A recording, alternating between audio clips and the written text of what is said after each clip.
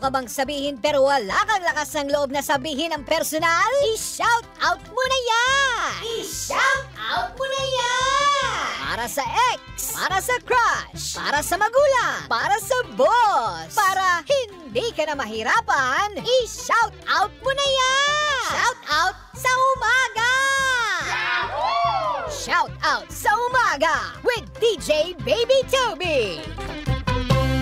Number 1! 6.7 Energy FM!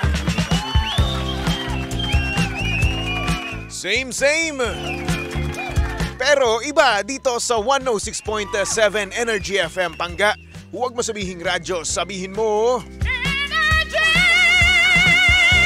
oras sa buong kapuluan. Pangga, check your time. It's now 6:29 on the clock. Good morning, Luzon, Visayas at Mindanao, Metro and Mega Manila. Ayan, sa mga pangga nating hindi pa rin kumikilos hanggang ngayon, ano na? Kumilos na kayo kasi nga naman malelate na naman kayong lahat. Pwera na lang wala kang pasok ngayon, no? Balita ko, nagsuspinde na naman daw eh. Sana all, no? Tayong mga pumapasok, kayo yung mga immortal eh. Oo, namimiss ko na. Sobrang namimiss ko na yung suspension ng pasok, grabe. Kasi ngayon eh, di ba? Wala na tayong suspension ngayon. Nakakamiss na, no? Yung tipong aabangan mo yung post ng governor nyo, ng mayor nyo, di ba? O hindi naman kaya ng school nyo mismo, no? Eh, ngayon wala na, brad eh. Di ba, napaka-immortal natin kahit anong bagyo, no? Papasok pa rin tayo. Kasi, kailangan natin kumita ng pera, di ba? Oo.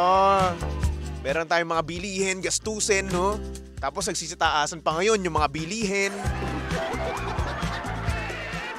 Ay, nako. Wala naman tayong magagawa, ganyan talagang buhay, no? Oo, isipin na lang natin. Ulan lang yan, tao tayo. Oo. San Goku tayo, brad. Anyway, good morning sa mga pangga natin kasalukuyang kumakain na ng kanilang agahan. No? Good morning po sa inyo lahat.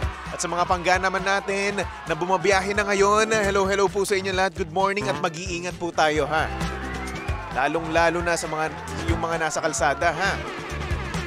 Sa mga papadrivers natin dyan, hello po sa inyo. Bus drivers, tricycle drivers, saan pa ba? Mga konduktor natin dyan, hello po sa inyo lahat, no? Sa mga pangga natin dyan sa palengke, hello po, good morning po sa inyong lahat. Siyempre kasama nyo pa rin at kalandian ng hot TV boy ng radyo, walang iba kundi si DJ Baby Toby. Na live ngayon sa Energy FM Facebook page. Ayan, kaya naman kung gusto nyo makita ang itsura ni Baby Toby ngayong Wednesday morning, ayan, pumunta lang kayo sa Energy FM 106.7 at syempre, pakitampal na rin naman nung share button, ha? Para nang sa ganoon, alam mo na, maging ano tayo, lucky charm, no? And once again, live tayo ngayon sa Energy FM Facebook page. Manood lang kayo dyan, may comment lang kayo dyan sa ating message sender, no? Yan, good morning kay Ate Chel, kay May Curfew, good morning po. Kay Marcas Dant, hello, good morning. Sabi naman dito yun ni May Curfew, magandang umaga dyan at magandang gabi dito. Ayun lang. Tulog ka na, uy. Anyway, simulan na natin ang programang Shoutout sa umaga tuloy. Pagpasensya na umaga na eh. Shoutout sa umaga dito sa Energy FM. I-shoutout mo na yan! Number 1, 06.7 Energy FM. Good morning, Luzon, Visayas at Mindanao, Metro and Mega Manila. Kamusta naman kayo? Sabi dito ni Evelyn, no? Good morning, Baby Toby. Narinig ka na naman. Boses mo, naks naman. Ayos ba? Ingat ka ha. Yan, good morning din sa mga pangga nating nakakaalala sa mga poser. No? Kayo ba nabiktima na rin ba kayo ng mga poser na yan? Ako rin naman. Kagaya na nga lang ng ating message sender. Itago na lang natin siya sa pangalang Dan. Sabi niya dito, napakahirap na magtiwala ngayon, Baby Toby. Napakadaming poser sa social media. Akala ko makakahanap na ako ng taong mamahalin ko. Pero ayun naman pala, poser. Kaya pala ayaw makipagkita. At kapag naman darating na yung araw ng meet-up namin, bigla-bigla na lang nagka-cancel. Buti na lang, nagkwento ako sa tropa ko. At nasabi nga niya, na poser nga yung babaeng kausap ko. Nakakainis. Itigil nyo naman na yan. 2023 na ha. Oo nga no. Di na nawala yung mga poser na yan. Balita ko sa TikTok din, napakadaming poser eh. Actually. Napakadaming dami account, napakadaming, alam mo yun? Yan yung nakakainis, no? Hanggang ngayong 2023, madami pa rin nabibiktima ng mga poser, di ba? Isipin nyo nung panahong 2011, no? Nagkalat ang mga poser, lalong-lalo na nung emo days, no? Oo. Nung emo days, merong isang babae na talagang nagkalat talaga yung picture niya. Parang halos lahat tawag dito, ng friend ko dati sa Facebook, no? Yun yung profile picture. 'Di ba? Yung itsura na yun iisa eh. 'Di ba? Like for example, yung profile picture niya is yung tao na yun, no? Yung sikat na tao na yun, no? Nung emo days, no? Pero ang pangalan niya, Irene, sa unang tao. Pero sa susunod na tao naman, Jenna naman yung pangalan niya. Pero yun pa rin yung DP, no? Eh, hanggang ngayon din pala, uso na pa rin yan ngayon, no? Ako actually, oo. Na-experience ko na magkaroon ako ng poser. Di ba? Oo. Ang dami. Mga siguro 3 beses. 2 beses sa Facebook. Tapos 1 beses sa isang dating app. Oo, dati pa yun. College pa ako nun. Dating app siya. Tapos nandun yung picture ko dati. Oo, picture ko dati noon na kinuhanan nung ex ko. Oo, sa mawa pa nga yun eh. Ayun. May hawak pa ako ng kutsara at saka kutsilyo nun. Pang pizza. Anyway. So yun. Nagkaroon ako ng poster sa isang dating app. Tapos ako, nagulat ako nung sinabi sa akin ng tropa ko, no. Sabi sa akin, uy, andito ako sa dating app, oh. Tension ako. Nung time na yun, di naman talaga ako nagde-dating app nun. Tsaka yung ko nga nun, yung cellphone ko nga nun, di na nga kaya yung dating app eh. Cellphone ko kasi nun, BlackBerry. Oo, BlackBerry na touchscreen na rin naman. Diba? So yun, hindi kaya nun yung yung dating app. So imposible na magkaroon ako ng dating app, diba? Nagulat ako, may dating app ako, nandun ako. So yun naman pala, poser din. Nagpapanggap na ako. Kuhang-kuha pa nga yung pangalan ko eh. Pero dito naman sa poster ko naman sa Facebook, no, merong siyang pinost na picture namin dati nung ex ko. Tapos ang sabi, pinsan ko daw yung ex ko na yun. Wala lang, nakakatuwa lang, no? Nakakatuwa lang na hanggang ngayon, meron pa rin mga ganyan, no? Nagkakalat pa rin yung mga poser talaga. Tapos ang dami nilang nabibiktima na kalalakihan, kababaihan, no? Kasi ngayon, mapababae, mapalalaki, may poser na eh, di ba? Minsan, yung isang tao nagpapanggap na babae, di ba? Para lang sa ganun, makakuha ng kung ano man yung kailangan niya. Like for example, pera, ganun. Siyempre, pag nagpanggap na babae yun, di ba? Kukuha lang yan sa internet, may isasend na yan, di ba? Ganun. Nakakainis, no? Kaya naman sa mga poser dyan, magbagong buhay na naman kayo.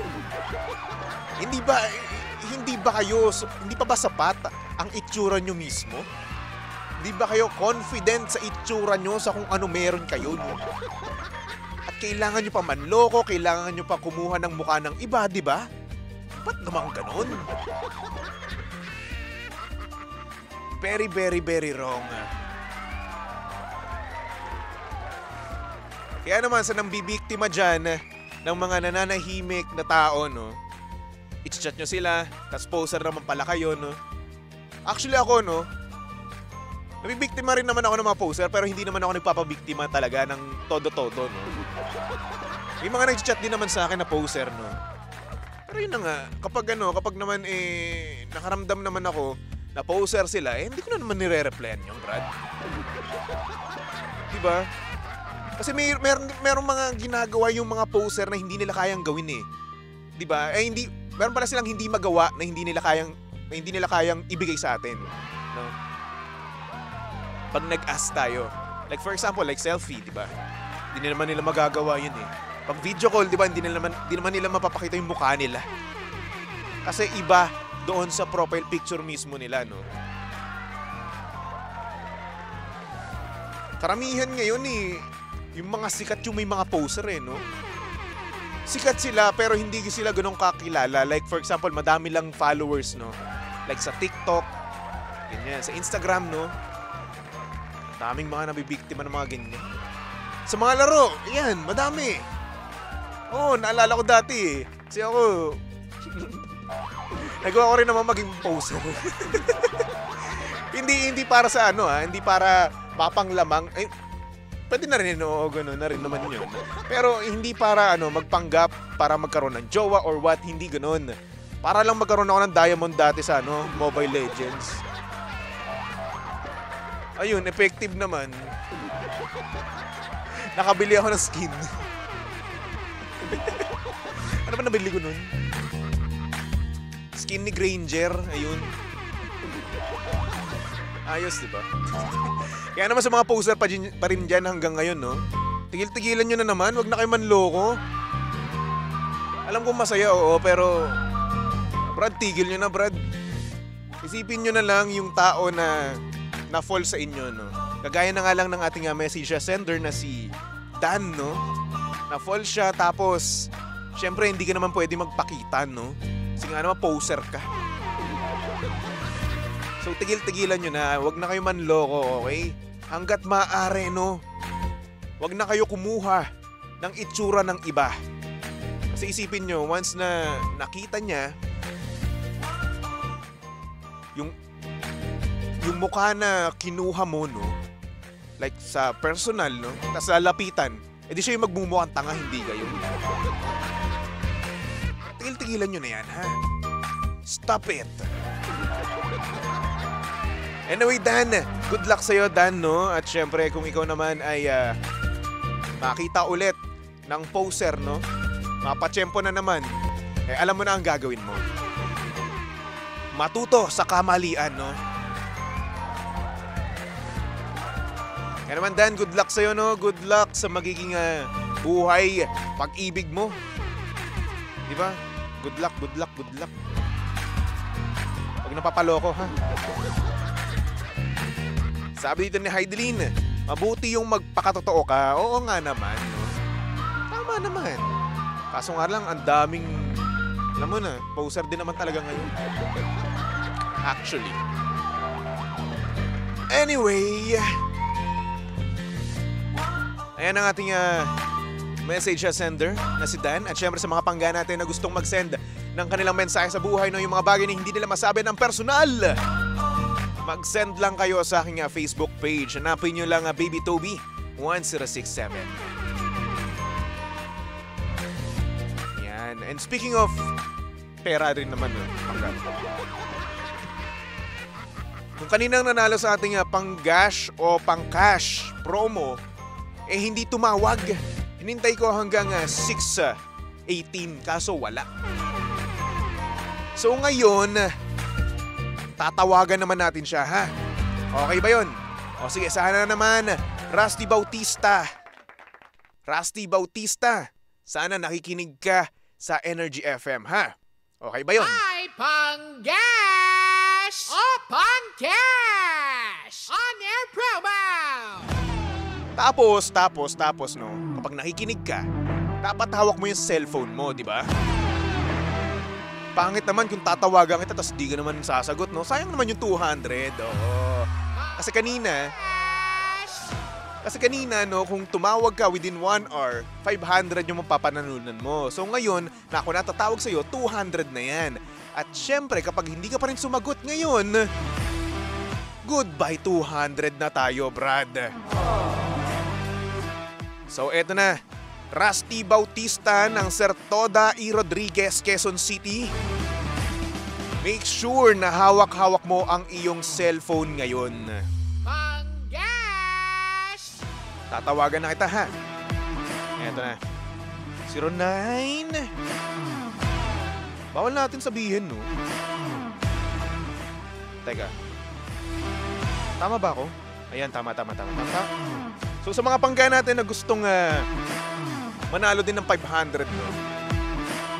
Hintay-hintay lang kayo sa Energy FM kapag pumunta kami dyan sa inyong barangay at mag-i-stickering, no? Ayan, tinatawagan na natin. Nag-ring na ba? Ay! Naku po. Mukhang mali yung number na inilagay. Patay tayo dyan.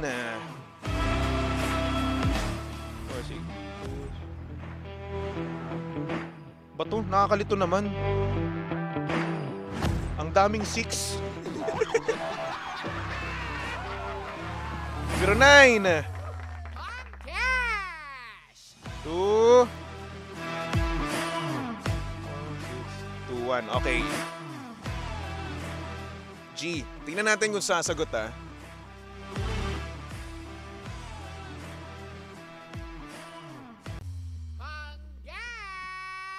Parang wala akong naririnig. Unattended? O, sige. So, unattended ngayon, no, Pangga? O, isa pa, ha. Since 2 beses naman natin kailangan tawagan, no? So, kapag ito hindi pa sumagot at unattended pa rin, goodbye 200, no? Sayang naman yun, 200 din yun, Brad. Sipin mo saan ka makakuha nun, sasagot ka lang may 200. O, wala pa rin, Brad. Unattended. So, wala tayong winner ngayon. Ang sad naman, sayang naman yung 200 pesos at 500 pesos, no? Naku, pangkain din yan. Isipin mo, no? 500 tapos 200, wala. Ay. Anyway, for the meantime, magbalik tugtugan mo tayo for our next song.